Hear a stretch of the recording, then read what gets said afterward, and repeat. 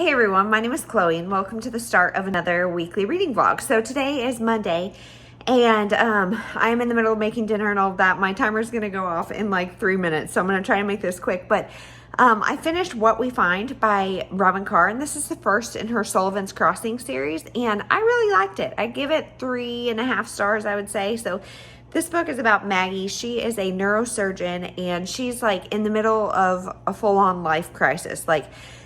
She's in a lawsuit. She just had a miscarriage. Her boyfriend broke up with her. Things are just rough. So she goes back to her dad, who is Sully, goes to his house, and it's in Colorado at Sullivan's Crossing. And while she's there, he has kind of a health issue. And so she's taking care of him. And meanwhile, Cal, our main hero, kind of takes care of things around the house. And so they have like a bantery relationship that then turns into more. And I thought it was really cute, sweet, 3.5 stars.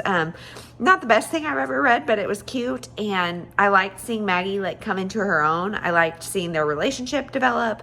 And I'm intrigued to read the rest of the series. There's a lot of great characters like surrounding them. So I think it's going to be a good series. So that is it. Welcome to a new week. And we'll see you next time I finish something. Hey everyone, it is Tuesday and I'm just outside for a second because the girls are inside napping, I hope. Annie for sure is, Ainsley maybe is, but I read all of Ugly Love today by Colleen Hoover, and you guys, it was so good. So I gave it 4.5 stars. I loved it. This is about Miles and Tate. So Tate is moving in with her brother for a little while she gets her master's in nursing. And the next door neighbor is Miles. Miles, like, she walks up and he is like passed out drunk in the hallway, like can't function at all. And she's like nervous, calls her brother and is like, what do I do about this guy? And he's like, let me call my neighbor. And it turns out it is the neighbor. So their like meet cute is kind of weird, but there's like an instant connection between them. However, he is super, super guarded. Like, this is a damaged hero for sure. And we don't really know what happened to him. But as the book goes on, we're getting both Miles and Tate's perspectives. And we get like his past timeline. I think my neighbor just started mowing. So, but we get his past timeline and we find out what happened to him that made him so jaded. And it is heartbreaking, you guys. It is heartbreaking. It is so sad. So, and we see them like fight a connection, and they have this like no strings attached arrangement, and she knows from the beginning that's going to be really hard for her to keep. And so I understand completely when people say that this book is full of like really harmful and negative and toxic relationships dynamics, because it totally is. Like, they will sleep together and he won't like make any eye contact with her, and like she just knows this is not good for her and does it anyway. And so she's kind of a doormat. But you guys, I have seen relationships like this play out for sure. Like, I felt like it was very real and believable, and like the emotional impact that it got out of me is something that you guys know I'm kind of heartless. So the fact that I was like emotionally connected to these people means it was a good book for me. My only complaints why it's not a 5-star is because there's kind of like love at first sight, I guess, twice in this book.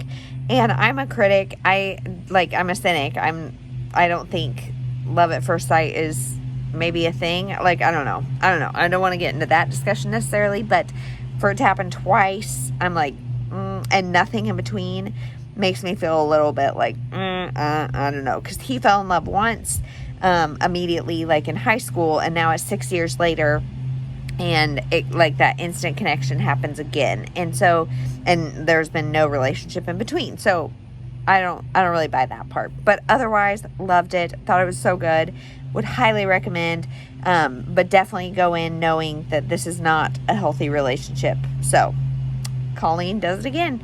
Now I'm reading For Better and Worse by Margot Hunt, and I'm not very far into it, but this is about a couple who, like, she is a lawyer, and I can't remember what he does, but they are like, the first time they meet, he's like, you know, we could get away with this murder. And then something happens in their kid's school, and I think they do like try to get away with murder. I don't know. I'm very, very soon into it. It is a thriller, but I think it's going to be one of those like domestic thriller drama kind of things. I don't really know. So, yeah, that is it. Today is nice and warm, and we have just been unpacking some more and like taking strolls around the neighborhood. And you guys, we live in extrovert paradise, because my street is full of really, really friendly people, and Jeremy and I are both pretty extroverted, and so it's really nice. Like, somebody comes to our door every night, and like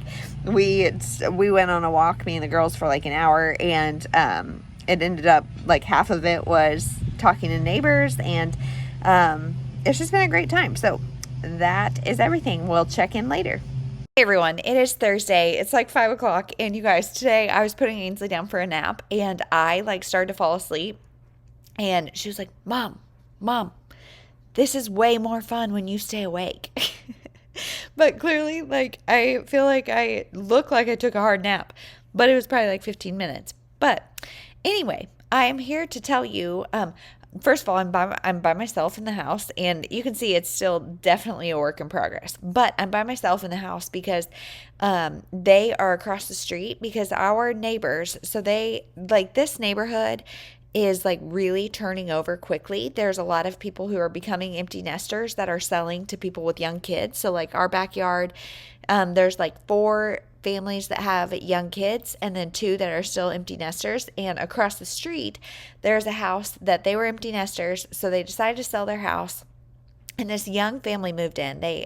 She's pregnant, due in November, I think, with their second baby, and their first is like just about 2 years old. And so they were unpacking, and they had boxes on the stove, and I guess something happened. The 2-year-old or something bumped the gas and turned the gas on, and so their whole house burned, and like to the point they are having to rip it out to the studs, and like there's nothing left. And so the reason my family is over there right now is because they are on their third, like they're having a demo crew and everything, and their third full dumpster of stuff, because they are taking down like stucco, walls, floors, everything.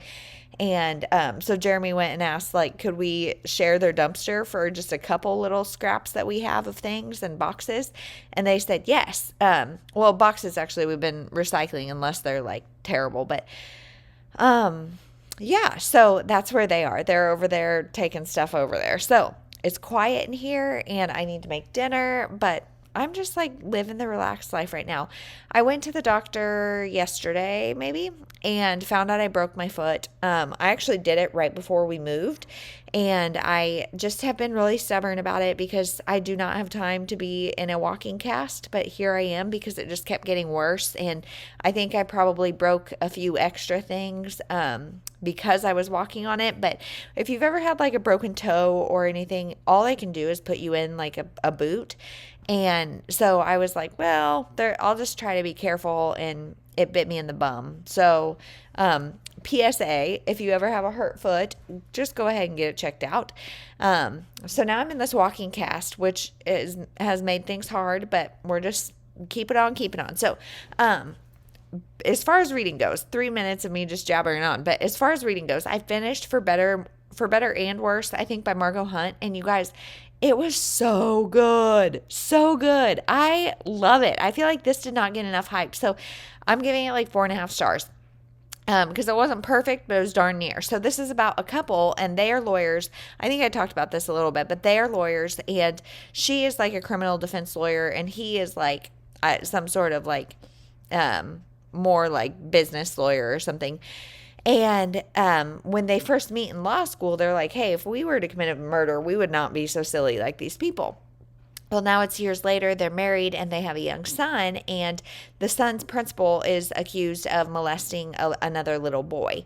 And they have reason to believe their son might have been another victim. So she knows, like, of course, after being in criminal law so much, that, like, what a trial would do to their young son. So she just takes matters into her own hands. And then from then on, the book is, like, them trying to cover up a murder. And it is so good, you guys. It's so stressful the whole time. I like felt like I had to like watch my back that the cops are going to come to my door or something. And like, it was just so good. Like, and B.A. Paris, I think, has a couple, well, I'm specifically thinking Behind Closed Doors, where again, I felt like stressed out about things, and I love that feeling. Like, I love when thrillers can put me in the shoes of a character and make me feel like what I would feel if I was them. And like, I could not stop listening, you guys. I could not stop listening. I listened to this on audio and it was so good. So 4.5 stars on that. It also is like A Marriage in Trouble because they were not in a good spot. And so I really liked seeing how they like kind of had to come together because they were kind of in this thing together, and just the response of how you protect your kid. And, I just thought it was really good. So love that. Now I'm reading The House in the Cerulean Sea by TJ Klune. And I am shocked by this because I was given this book as a gift from one of my sweet subscribers. And I was like, oh man, I don't know if I'm going to like this. I don't like fantasy.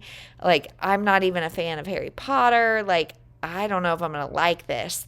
And this one is an adult fantasy. It's told from a man's, like a full-grown man's perspective, but it's about this man who is going to this like orphanage kind of thing for like magical children. And he's going to evaluate if the orphanage is running appropriately. And so one of the kids there is called Lucy, and it's a little boy called Lucy because his name is Lucifer because he is the Antichrist. And so there's a lot of like fear around Lucy and a lot of our main character Linus getting to know Lucy. Yes, I'm feeling the Peanuts references. And I am really enjoying it. Like, it's not the best book I've ever read because, like I said, like I don't like fantasy very much, and this is just very descriptive because it has to be. Like, the world is so magical and so not our normal world that it has to be kind of descriptive. And that's just not my like favorite, but for what it is, I am really enjoying it. So I'm like maybe halfway through. Again, listening on audio. I have done like a very small amount of physical reading, but I'm not even going to talk about that right now because I doubt I'll finish it this week. So otherwise, everything's been audio, but liking that so far. So I will check in when I finish it. Hey everyone, it is Friday and we are just at grocery pickup, but I wanted to get on and let you know that I finished The House in the Cerulean Sea by TJ Klune, and I'm giving it like 3.5 stars. Like I said, I am not the target audience for this book. I'm not a fantasy reader, and this isn't my like go-to genre, but I really liked it for what it was.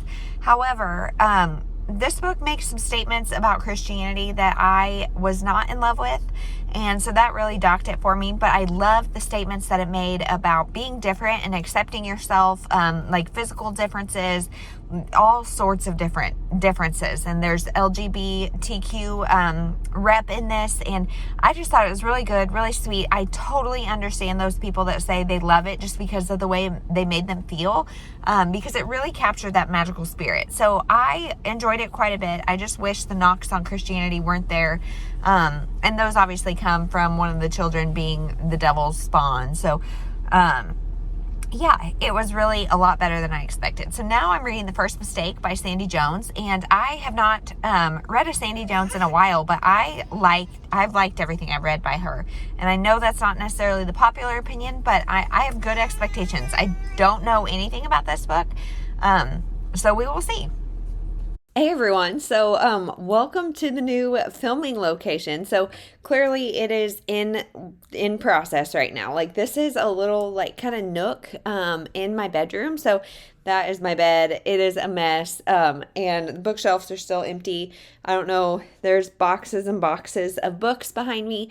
So that's kind of what I'm working on here before dinner. But I was listening to the audiobook for Her First Mistake by Sandy Jones, and you guys heard me say I have typically liked Sandy Jones. I didn't like this book at all. So this is pitched as a thriller, and it's the most boring thriller I have ever read in my life. It is not a thriller by any means. And like, I started this book probably 6 times in the course of the last 36 hours because I just could not get interested. I couldn't care less.